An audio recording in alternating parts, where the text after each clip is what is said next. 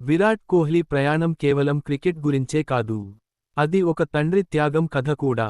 విరాట్ తండ్రి ప్రేమ్ కోహ్లీ గారు తన కుమారుడి కలను మొదటి నుంచే నమ్మారు.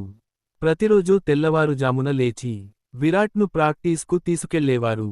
జీవితం కష్టంగా ఉన్నా ఎప్పుడూ ఆయనకు అండగా నిలిచారు. విరాట్ గొప్ప క్రికెటర్ కావాలని ఆయన హృదయపూర్వకంగా కలగన్నారు.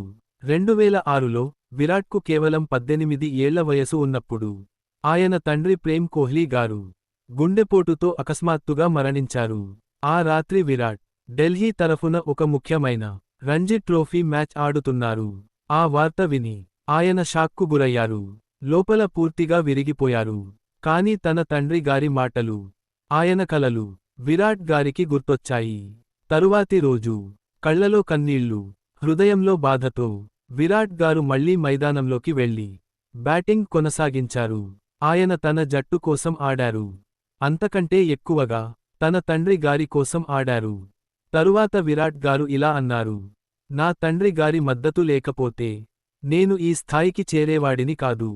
విరాట్ గారు చేసే ప్రతి రన్లో, విరాట్ గారు కొట్టే ప్రతి సెంచరీలో ఆయన తండ్రి గారి కలలు, త్యాగం దాగి ఉన్నాయి. అందుకే విరాట్ కోహ్లీ గారి విజయం మన హృదయాలను తాకుతుంది. ఎందుకంటే ఆ ఛాంపియన్ వెనుక తండ్రిని ఎప్పుడూ మర్చిపోని ఒక కుమారుడు ఉన్నారు. If you like the Virat Kohli, please subscribe the channel for more videos.